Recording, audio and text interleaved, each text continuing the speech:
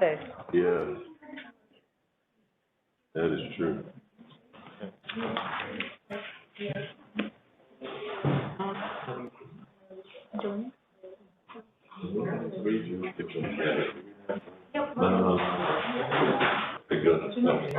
Brandon, how you doing, man? Good to see you. Doing all right? Good, good. Presentation looks great. Thank you.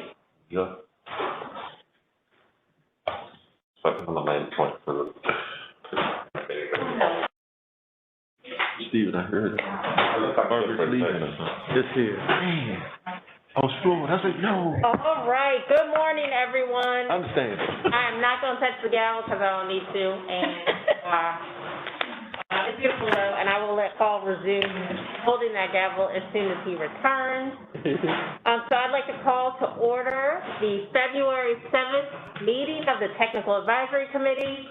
I am Jamie Jackson, subbing for Paul Agnello, and I will turn it over to Jordan for the roll call on determination of the quorum.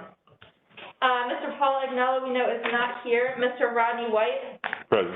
Mr. Jacob Hosway? Mr. Mohammed Benamar is online. I have him. Ms. Jamie Jackson? Here. Mr. Bassam Amin is online. Mr. Mike Craig? From Stafford County, Mr. Alex Oziak? Here. Mr. Brandon Brown? Here. Mr. Brian Council? King George County, Mr. Nick Miner? Ms. Kimberly Wilson? Caroline County, Mr. Mike Fincham? And Mr. Craig Pennington. From Federal Highway Administration, FHWA, Mr. Ivan Rucker. From the Virginia Department of Transportation, Ms. Michelle Shropshire. Mr. Stephen Haynes. Here. Mr. Jim Ponticello. Mr. Dan Grinnell. From the Virginia Department of Rail and Public Transportation, Ms. Sierra Williams. Mr. Todd Horsley. From the Potomac and Rappahannock Transportation Commission, Dr. Bob Snyder. Mr. Bob, Joe Stainsby is here. Yeah, Bob is out sick, so I'm subbing for him. Thank you. From the Virginia Railway Express, Ms. Christine Hoffner. Mr. Nick Ruiz. Hey, good morning. See him online. From the WebEx. Did you miss the train, Nick? Yeah, sorry. From Fred. I got a call in this morning. From Fred Regional Transit, Mr. Aidan Cork. Present. Mr. Craig Reed. From GW Rides Next, Ms. Kate Gibson. Here. Ms. Lee Anderson. Roll call has been conducted and a quorum is present. Thank you, Ms. Chandler. Appreciate that. So in front of you, we've got an action item, which is a review of the minutes from the January 10th meeting. I'll give you a few seconds to review those if you have not. Ian. Have the agenda. Oh, I forgot to. See, look how I'm rolling. Third item is approval of the agenda. Can I get a motion for approval? Motion. Second. All right. All in favor? Aye. Those opposed? That would be a bad idea. All right. Meeting minutes. Hopefully everybody has time to review them. They were in your packet in advance. So can I get a motion to review, to approve the meeting minutes as printed? So moved. Second. All right. All in favor? Aye. All right. All right, I'm going to turn it over to Mr. Allis for the review of the policy committee meeting. Thanks, Madam Chairperson. If you could just click, that is the link. Is that on policy committee? Great. So we had quite an exciting policy committee with a lot of items on the agenda. And the highway safety target setting letter was approved. That is a letter where we decide what our targets will be as a region, and we have again accepted the statewide targets and not set individual specific targets for the FAMPO region. Produced my report. Marcy Parker gave a variable speed limit update that is going to be switched on soon. CMAC, the policy committee approved the new CMAC and STBG project selection processes both, and approved them with the option of, you'll remember at the last TAC we had that question mark as to how many submissions each locality and each transit agency would be allowed to submit in the process annually. The policy committee, instead of sending it back here for further discussion, decided that they would just take action, and they've decided for that option to be implemented. So each jurisdiction can select up to 5 projects of any kind. There is no restriction on what type of projects you can select, and our other partners up to 3 projects. But they have to be projects that you are applicable for, that you are entitled to apply for, is what I'm saying. So the policy committee approved the full selection processes for both with that particular option, and issued the modified call for projects.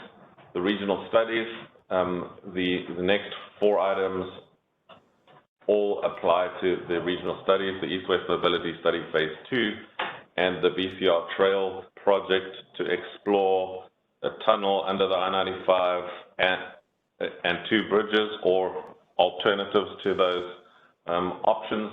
And so there's a resolution to adopt the funding, or to support the funding, approve the funding.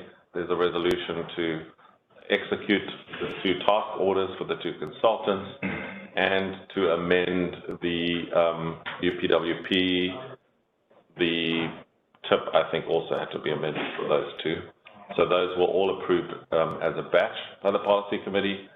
The draft LRTP, they approved for public comment. You've all seen it at the last meeting, so I would encourage you again to have a look at it. It's on the website, and we are accepting comments and edits and typographical errors. As I told you in the last meeting, we've hidden 2 typographical errors just to make sure you actually read something. And our staff member, Becky Golden, is collating all of the suggested edits, changes, corrections, and the 2 typographical errors. So there she is. The next item was the TIP amendments, a bunch for Fred and the 2 for the 2 studies. Those were approved also for public comment. You will see on the agenda we have more TIP amendments coming, but that batch was all approved. And they elected a new vice chair of the policy committee from the Stafford area, and that is Ms. Meg Bomke, who is now the 2nd vice chair of the policy committee. The bylaw discussion was then held to amend the policy committee bylaws, and they decided that the proposal should be sent to the Attorney General of Virginia to understand whether changing those bylaws and the voting quorum procedures would trigger a redesignation by the governor, and what the implications of that are. So we've sent off a letter. I was requested to send a letter on behalf of the policy committee to the Attorney General. That letter has been sent. So currently there's nothing new happening on the bylaws. We will now wait for legal advice from the Attorney General. And I think that's the end of the meeting. Unless there are any questions, I'm done. Any questions from anybody? All right, I apologize if I'm talking loud. I got on 2 masks, so I'm like trying to live. All right, so this of course is a public meeting, so at this time we're gonna open the meeting up for public comment. So if you have any members of the public that are actually in person that'd like to comment, you are able to do so at this time. If you are on the phone and you are a member of the public wishing to speak, just please state your name at this time. No members of the public online? Okay. All right. Anybody in person? All right, I will close the public comment period. All right, we're now to section 7, which is action and discussion items. I'll start off with Ms. Chandler going over CMAQ and STBC project selection process update. She needs to step out for a minute. Do you want to just get to the next agenda item and come back to it? Yes, sir. Ian wants to present it. But... No, it's okay. We can go to the TAC grant. All right. Carrie. Good morning, everyone. I'm giving an update on the PA program. So as you know, the stuff in blue has already happened. Right now, we are in the middle of CTC member selection. We just got our district member selection on the 31st, and we're still waiting for the at-large member selection. And we have our own selection to make. Next slide. All right, so the scorecards, which will be in the next few slides. This is the ranking. The ones in red are our regional projects, and you can see how we did. So that, just for clarity, that is how well they did in the scoring with the CTB from best at the top to worst at the bottom? Yes. Yes. The district rank and state rank. And you'll see why in a moment. Next slide. So our preliminary selection, Chancellor Park Drive was selected for preliminary funding. That amount is subject to change. It's very preliminary. That's just what was told to me on the phone as the funding right now, but it does stand to change. And the other two projects that were selected were not in our region. So what I want to talk about was this new deductive measure that is designed to hold localities accountable for their work, has made a big impact on our regional project scores. The first one does not affect us, thankfully. That's the worst one, where a TA project was deallocated and repayment requested. That doesn't affect us. The second one, does the applicant have a TA project that is beyond 4 years of its first allocation that has not gone to construction? That one hit us hard. Also, number 3, they take a look at your performance. It's a snapshot at the time of the application process. So when you send your application in, they look at your snapshot, see how you're doing, and if you have projects in red, they will take something off. So our first one, Salisbury Drive Sidewalk, it did well with project delivery and funding. 84 is a project merit score, and these are the ranks, state and district. Next slide. But it has deduction of 50 points. It has a project, several projects beyond the 4-year rule, and there are currently 4 projects red on VDOT. When I say currently, I mean at time of sale. And that took 50 points off. Now, I did find out that the TA projects that they had to cancel did not come in, did not kind of get the score because it came in after the round began. Next slide. Forest and West Drive Sidewalk, also a Stafford project, did relatively well on project delivery. These are, again, our ranks, 116 statewide. I'm low on that one, and in district. Next one. Again, same reason, same deduction. That's what happened to it. 50 points off. Next slide. So Germana Point, that's a Pennsylvania project, did very well on project delivery. Project merit score 145 out of 300, 74, 121, about middling, and then pretty high in the district. Next slide. This one did not have that deduction. So no points off, and that really helped it do well. Next slide. Bankside Trail, the city at Fredericksburg project. So rank again, district and state. It did really well on project concepts. So they really loved the concept of this project. It's potentially a very good project. However, next slide, it also got the deduction because of the dashboard situation and the downtown Fredericksburg pedestrian improvement is beyond 4 years. Once these projects go to construction, they will no longer be deducted from your score. So something to think about. Smith Station Road, Pennsylvania. Again, you can see the score and the rank and the relative way it did. The subcategories. Next slide. And again, no deduction on this, and that really helped it. Next slide.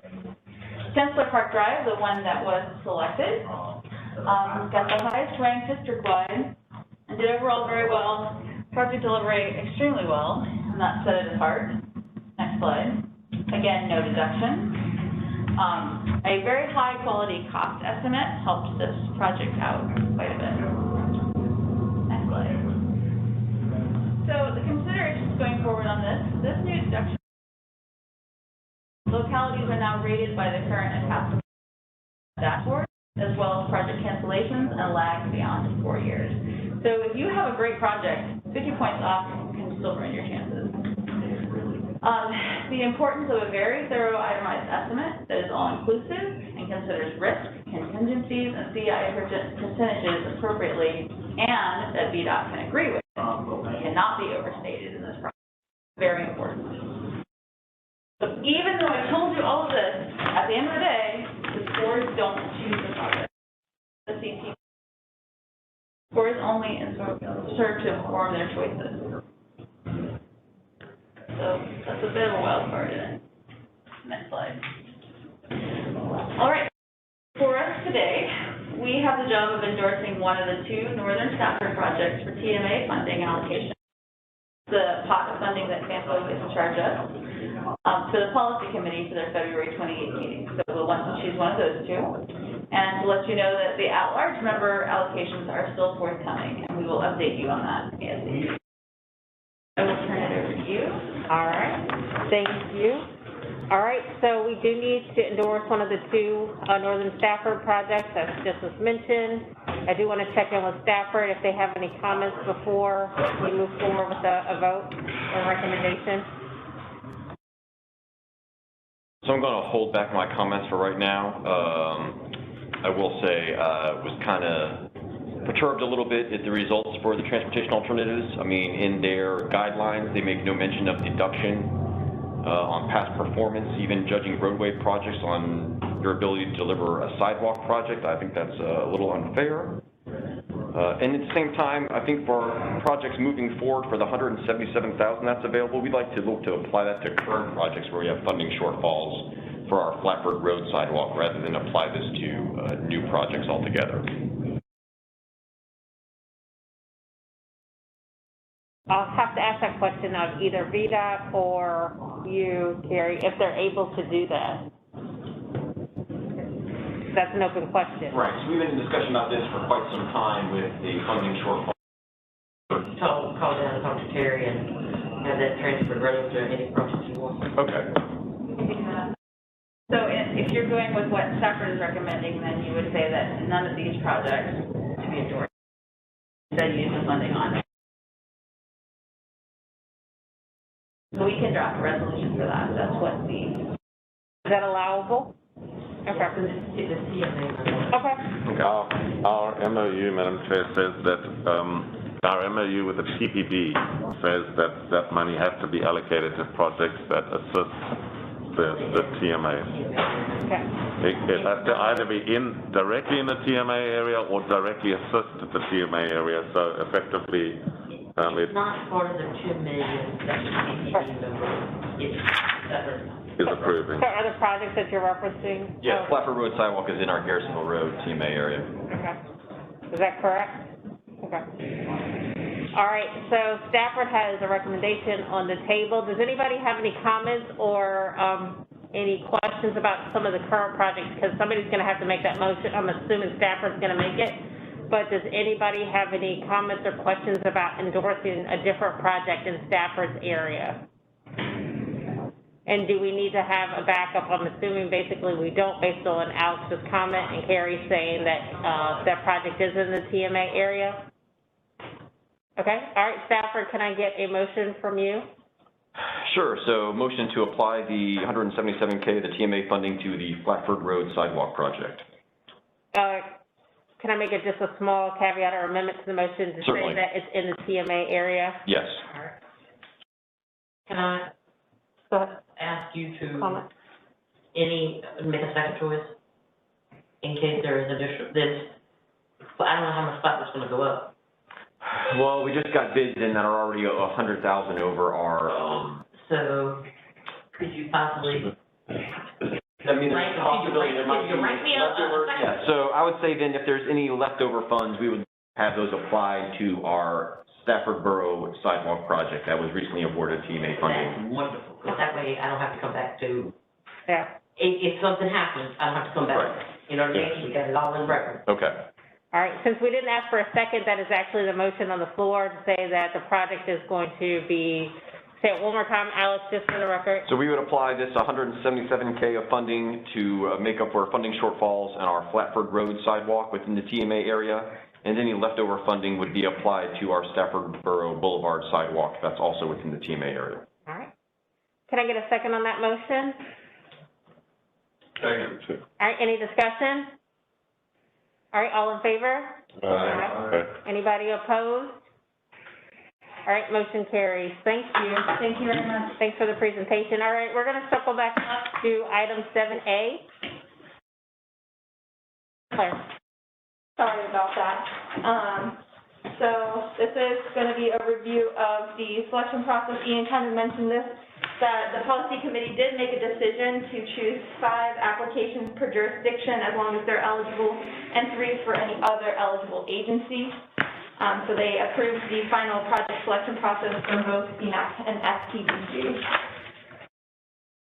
Then the modified call for projects, just to review, FAMPO jurisdictions are submitting 1 active transportation project for the available CMAQ funds, excluding FY28. Also, FAMPO staff has worked with VDOT and will reach out to agencies and jurisdictions shortly to fill the need for current projects on the list with the STBG and HIP funds, again, excluding FY28 funds.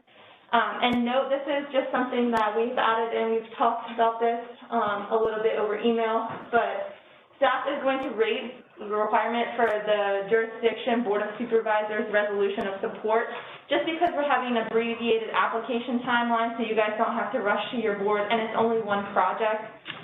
So we're just going to waive that, as long as that project is currently in a CLRP, a comp plan, things like that, the steps, etc. So that's just a note for you guys. So then moving on to the timeline. We're looking to have these applications by February 15th, so that's coming up next Tuesday. And then the rest of that week, we will reach out to you guys to have a screening call, just probably an hour on the phone, or half hour, because it's only 1 project, just to talk about the specific details of your project, make sure we're all on the same page when we move to scoring.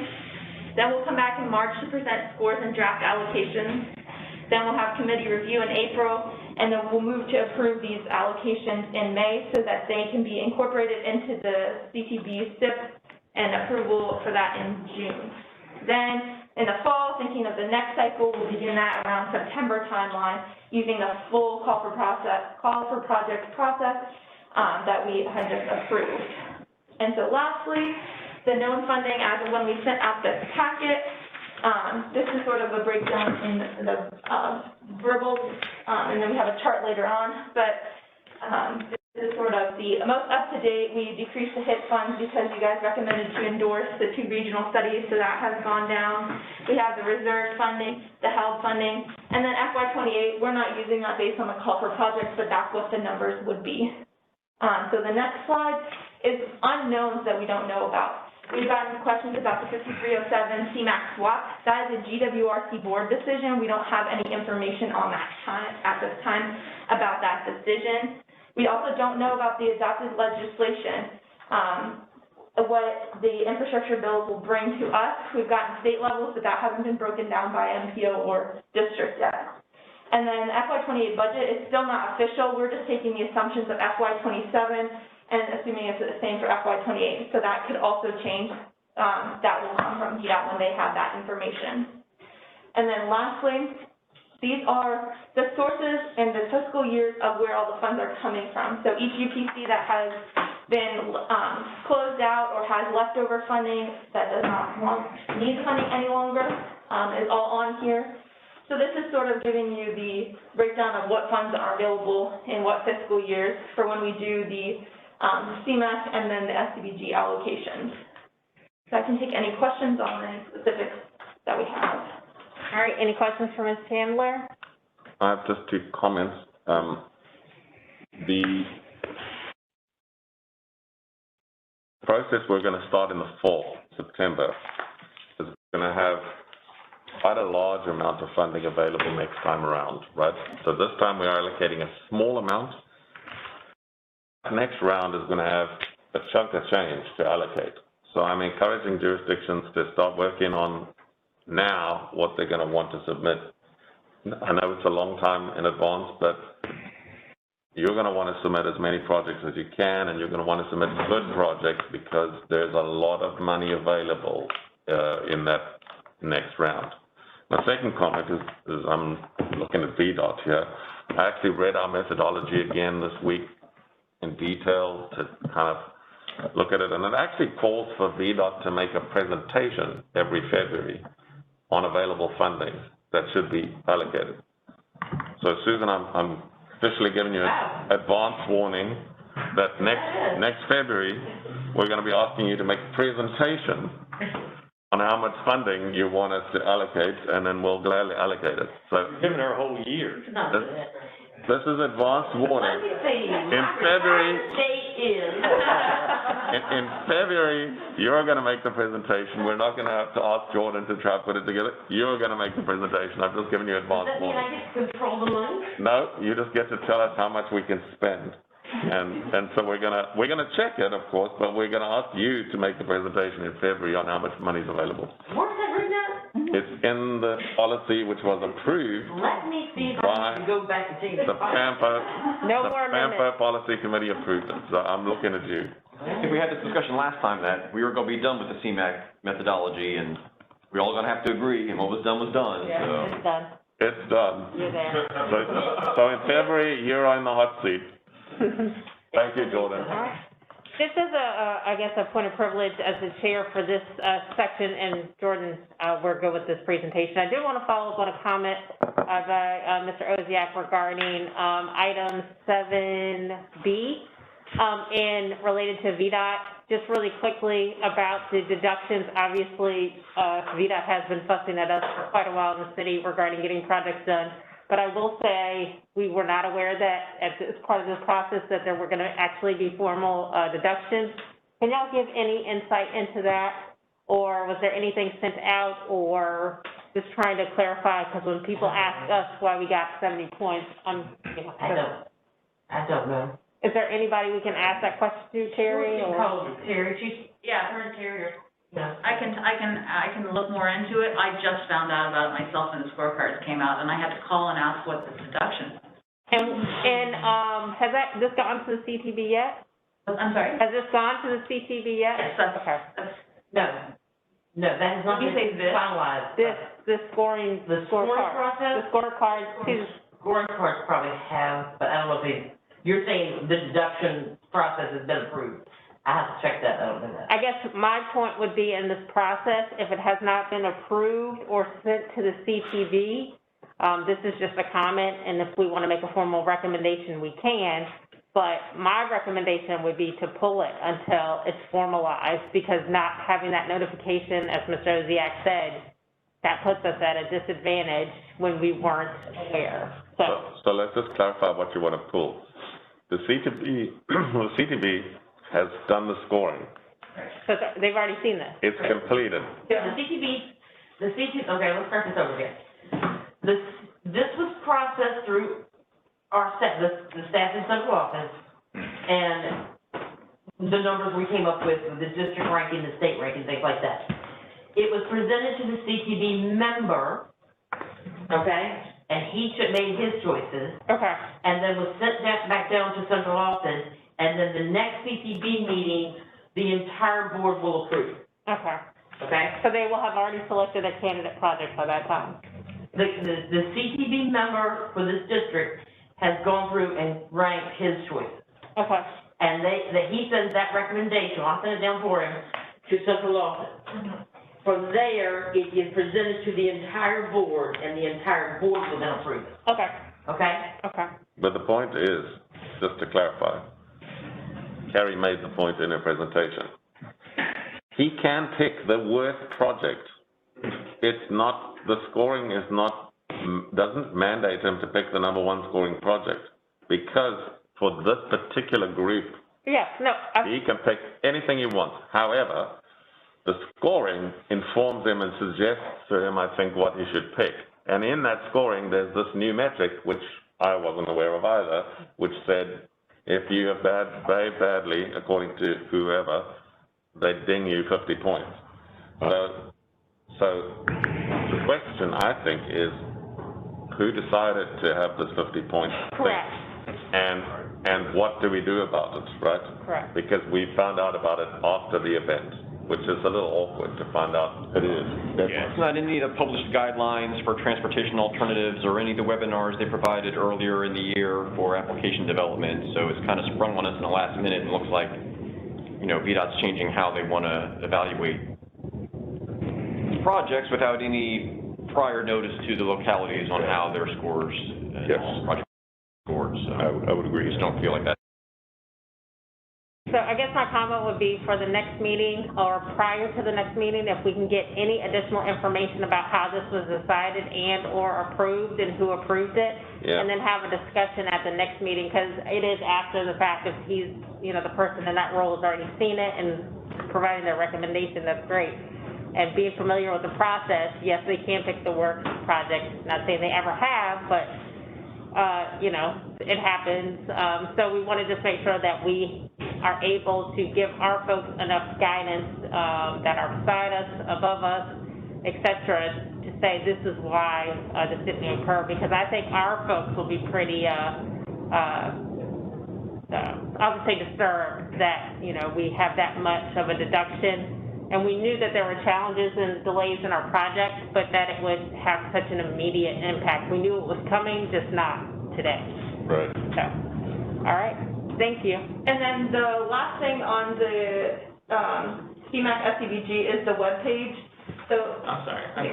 if you go to the website link and scroll down, it's the call for projects process is here. So the application form modified for you guys in the PDF is there.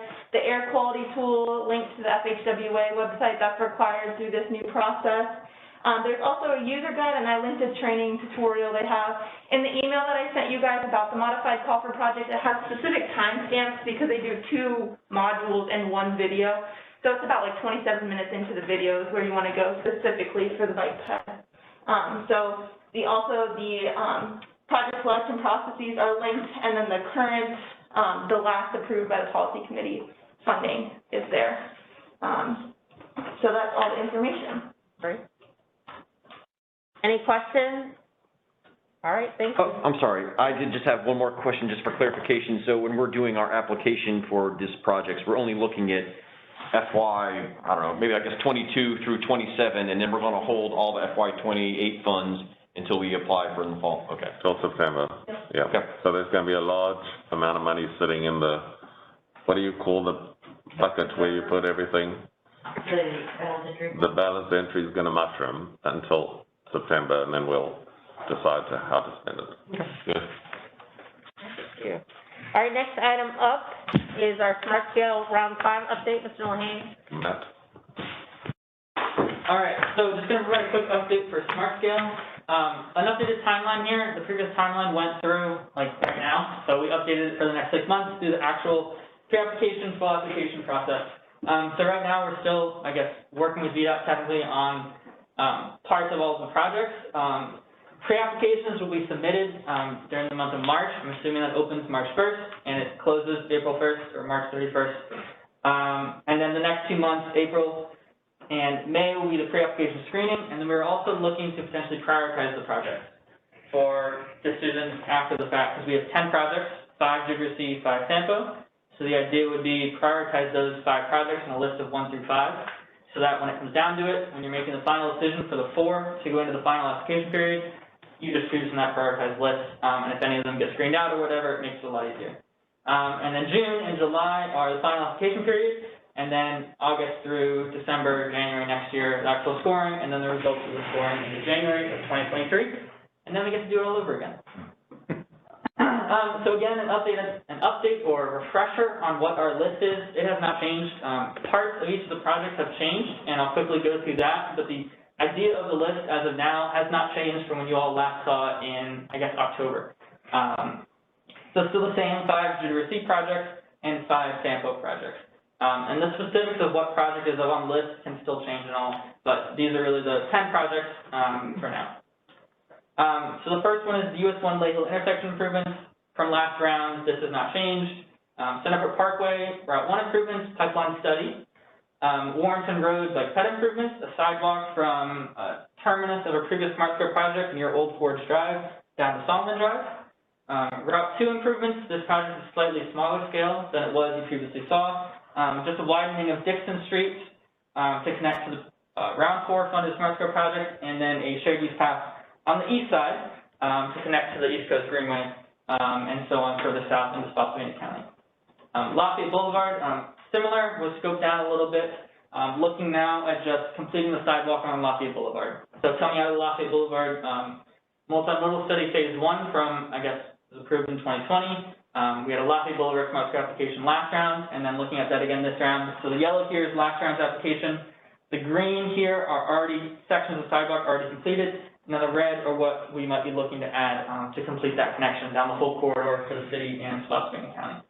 They're also looking at a potential one transit improvement to create a paired stop at Wellington Woods. VCR regional project, similar, was scoped down a bit. Looking at Bankside Trail, Lafayette Boulevard connector, and then VCR Trail extension to I-95. Basically getting the VCR Trail completed from I-95 to the Chatham Bridge to connect to the beautiful new bridge and shared use path. And then to go along with this project, you all saw last meeting the Vcr Crossing Study that we're doing with Michael Baker. So that would be looking at crossings, improved crossings at Route 3, Route 1, and then also at I-95 to continue further into Spotsylvania County. And then I-95, this was also scoped down a little bit, looking at just a widening of I-95 to 8 lanes, 4 south, 4 north. Route 3 project, pipeline study. Route 1 project, pipeline study. And those meetings, I think, are Wednesday of this week at 1 for the city, and then 2:30 for, or the city in Spotsylvania, and then 2:30 for Stafford. And then Mass Compliance Corridor as well, scoped down a little bit, so just looking at a smaller subset of improvements from last round.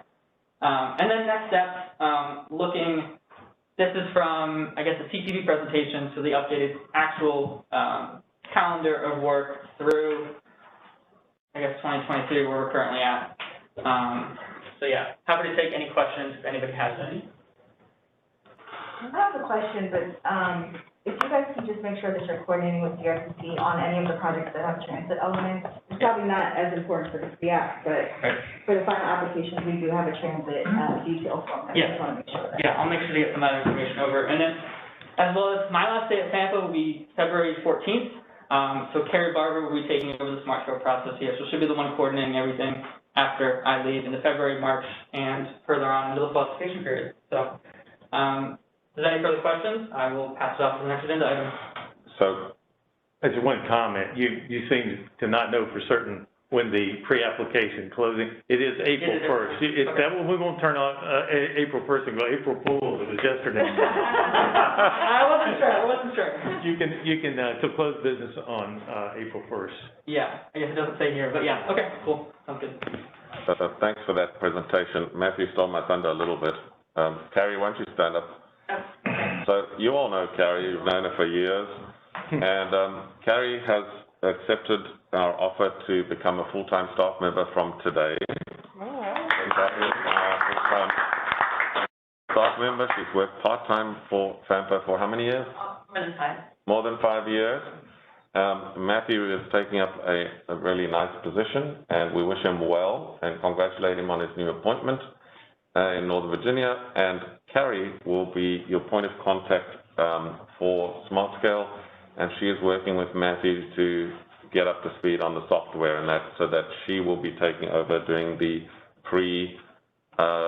submissions for SmartScale this year. So please, from next week, if you, well, in fact, even from today, if you have any SmartScale related issues, I'm trying to, with the FAMPO staff, have one person the point of contact for each thing. So for the tip, it's just Jordan. For SmartScale, it's going to be just Carrie and me, of course, but we're letting one person of each of the staff be the point of contact. It cuts down on confusion and drama. So SmartScale, Carrie, and the tip is Jordan. Thanks, Matt. Yeah, so for SmartScale, I went through with Carrie last week, as well as Jordan, a list of everything that we've been doing so far. So they're both aware, and specifically Carrie is aware. And Stephen, you'll be hearing from me later today or later in the week on switching Carrie over to the administrator in the portal. Thank you. All right, thank you. All right, next up we have Mr. Collins with the LRTP update. Thank you, Madam Chair.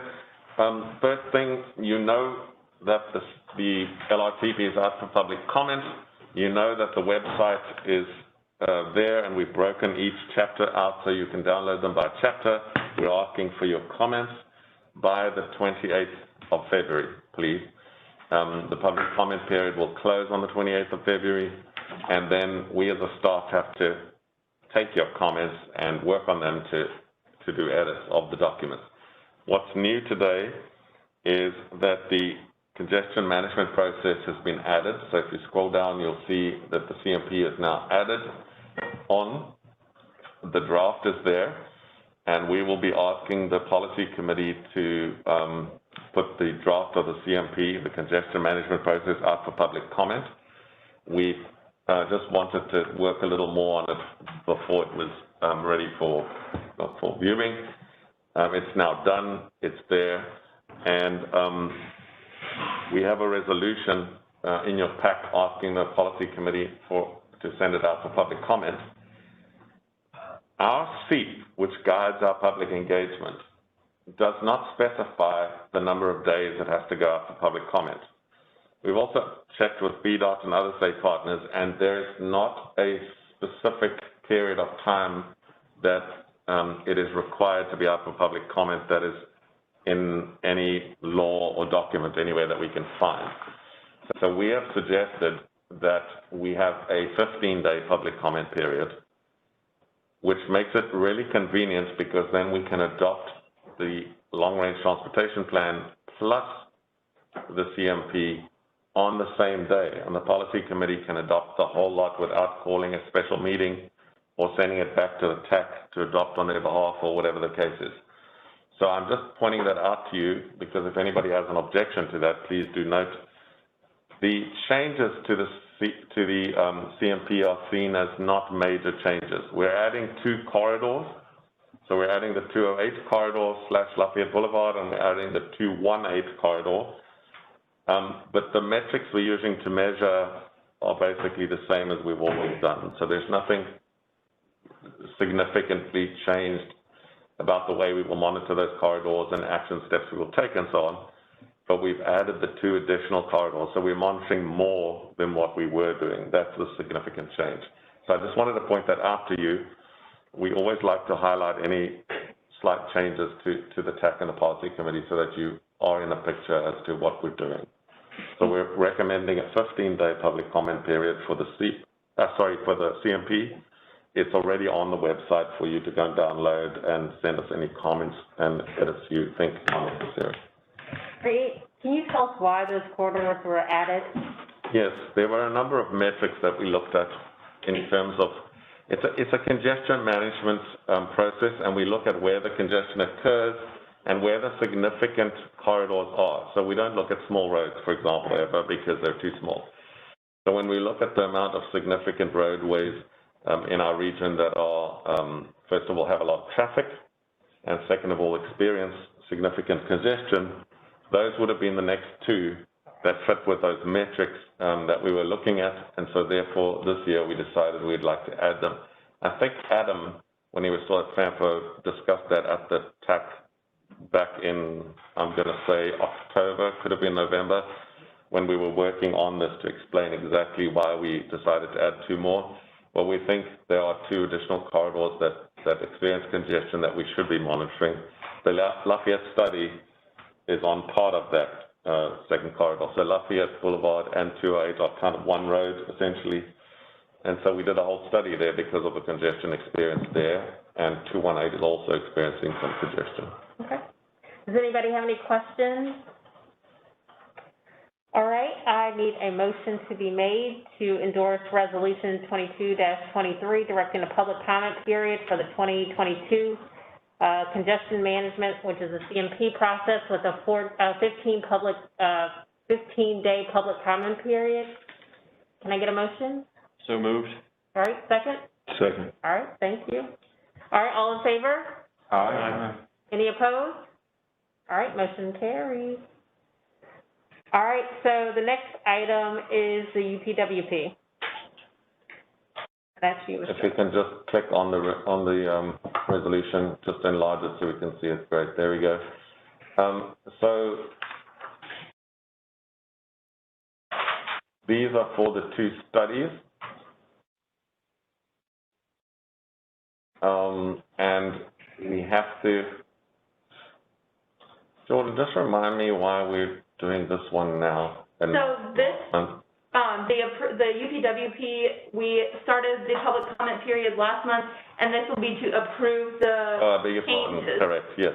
So this is actually to approve after the public comment period. So the public comment period will only finish just before the policy committee meeting. And this resolution is merely to say, yes, we've completed the public comment period, and now we endorse and approve the UPWP amendment. So this is to approve the amendment after the public comment period. This is not to start the public comment period. All right. Does anybody have any questions? All right. I would like somebody to make a motion for Resolution 22-24, approving the fiscal year 22 UPWP Amendment 1. Can I get a motion? I'll make a motion. Well, we've got three. All right. I think I heard you first. All right. So Rodney made a motion and second. All right. There we go. All right. All in favor? Aye. Any opposed? All right. Thank you very much. All right. I'm going to ask Ms. Chandler to come back up for the TIP amendment.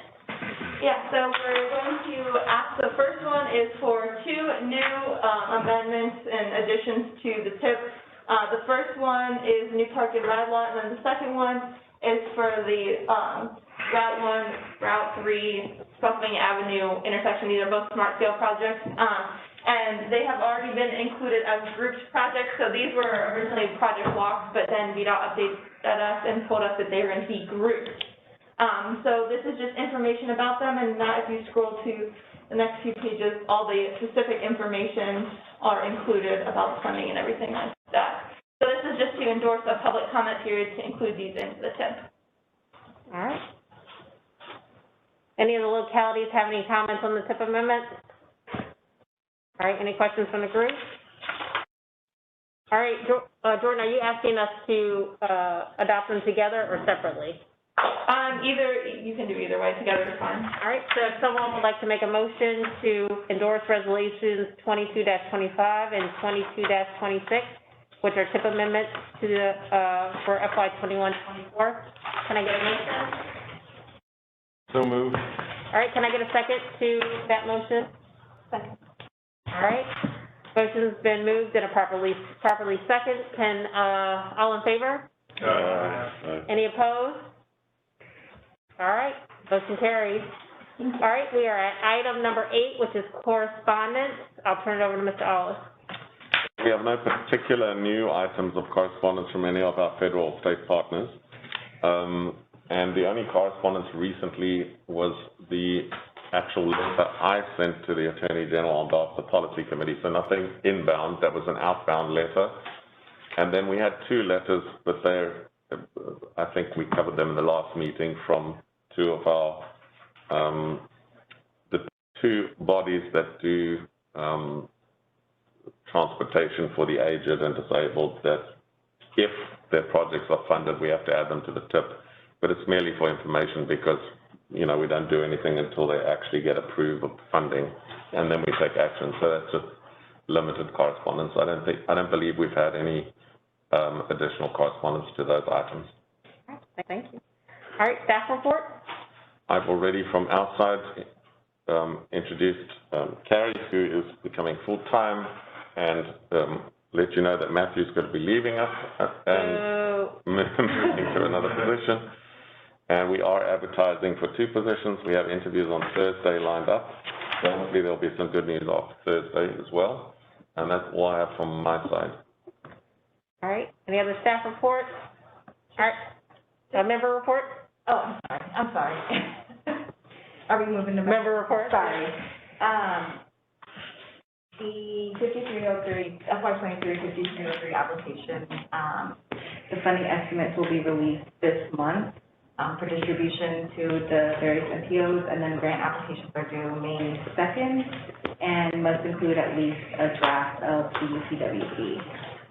And, let's see, there was a change in FTA requirement related to the Transportation Improvement Program to reflect Section 5310 projects and MPO TIP and SIP. So I don't think that's relevant to you guys. I just wanted to go through my list. Yeah, and that's it. Any other member report? Yeah, I just want to introduce our new planning intern. This is Zadie Lacey. She's a senior at UMW, so she's going to be with us for about 3 or 4 months, 2 times a week, and she'll be shadowing a meeting. So I encourage you all to get to know her. She's very smart and very interested in planning. Her main point of focus is historic preservation, but we're trying to get her more involved in transit. So yeah, I encourage you all to get to know her, and encourage you to pick everybody's brain here. So thank you. Welcome. And do you want to give an update on Fare Free? Yeah, so we'll be going Fare Free, February 28th. Thanks to DRPT, they were able to push up our trip funding, so we're going to be receiving DRPT funding for 3 years. So given February 28th, they're taking their fare boxes off all of our buses, and we'll be going completely Fare Free. So if anybody has any questions about turning in passes, turning in any sort of fare-related item that they have, they'll have until May 31st to turn that in, and that can be done through our office over at Fred Central. It's going to be, we're still getting all the kinks out of that, but it looks like it's going to be, we'll have mail you back a check, get money in, but we'll have all the information posted out, just so that's probably the main question you all might hear. If you hear that, just go ahead and push them over to the office, or just give me a call and we can take care of it. But we're really excited, thanks to DRPT for, choosing us. We were one of, I think also the Fairfax Connector and Charlottesville were the ones that got the trip right in this phase, so we're really excited to get it going. And yeah, we'll see you all on the bus with no fare on anymore. I just have to try and work out where the bus stops near my house, right? Well, there's one right there, right where you live. We can call a travel trainer and tell you how to get to work. It's on F3. I've done the travel training, thanks. I would not recommend, probably the first day, it will probably be a jammed pack a day, so, yeah, but welcome aboard, Zadie. Definitely grateful to have you learning, and these all fine people. If you're looking for a job when you graduate, somebody's got one here for you. Yeah. No. Any other member report? I would like to just mention that, and something that Matthew brought up, Please. the pipeline study. We have our meetings, as Matthew mentioned, on Wednesday afternoon. And so we really encourage, full participation. What we want to see somewhat immediately after this is the process of determination of which applications we applied for by the applicant. And the reason for this isn't that we, I guess I realize we have another month and a half, but in order for us to properly allocate resources that we might need to help you to get those applications ready. And by that, since we're working with a consultant, obviously they're working on those, but we can direct them to work on that particular project, get those graphics and those estimates prepared up front early, and the other ones can lag on till the end of the study. But that's what we're asking for. It's not that we need that for any other reason. It's really so that we can best assist the applicant. So working with the localities and such, again, you got Fredericksburg, you have Spotsylvania, you have Stafford, that all have something in this, as well as folks in Gloucester, which you guys don't care about. Well, we have already set a meeting for this week to meet with, jointly with the city and Spotsylvania to talk about those cross-boundary projects which are in these studies. So it's already programmed. We've got a date and a time set aside to just discuss between the localities what their feeling is. And then we would meet just as FAMPO with Stafford, because there's no other jurisdiction involved in that project. So if you guys want to have a first look at it, and then give us a call and we'll chat to you about what your thinking is on that. We should have it wrapped up very quickly. We've taken steps in advance to prepare for some of that. with Smart Scale. We're steady at it. We've got a lot of applications, and we will probably be in touch with each of you at some point regarding your applications over the next month. Just quick kudos to VDOT staff, and I'm not saying y'all are in the room, but y'all have done a fantastic job in helping us all. Well, I can speak for us. Hold on one second, just speak for the city, that y'all done a fantastic job in helping us. Again, coming from another MPO, VDOT didn't do this. So I know I appreciate it, so thank you. The problem is we shouldn't have been doing this all along. No, keep doing it, because y'all are ensuring that people continue their employment with their localities, you know, because we're not pulling our hair out. So, all right, I've got somebody on the line that I comment. Yes, I have a question to Ian, maybe, and Spotsylvania County. Is there any plan for improving Lansdowne Road soon or later? I heard about this like years ago, but I don't know if there is any in the pipelines for this road. I'm not personally aware. Does anybody from the jurisdiction want to say anything? There's a smart scale project at Lansdowne Road and Route 2. I don't know when that is moving forward, but I believe it is very soon. Is that for the intersection or for the whole road from Mines Road all the way down? Just the intersection. Okay. Just the intersection, Bassam. And Lansdowne is in the county's long-range plan, but it's not in the immediate forefront for widening at this time. Okay, thank you so much. Anybody else on the line have any member reports or comments? All right, well, our next TAC meeting is on March 7th at 9:30 in the morning. We hope that our chair will be back so that y'all don't have to hear me run a meeting, but it was efficient, so. You ran the meeting well. We're very happy. All right. So, 3 chairs for the new vice chair. Do we have to make a motion to adjourn? Yes. All right, can I get a motion? Motion to adjourn. Second. Y'all good with that one. Y'all have a good day. Thank you.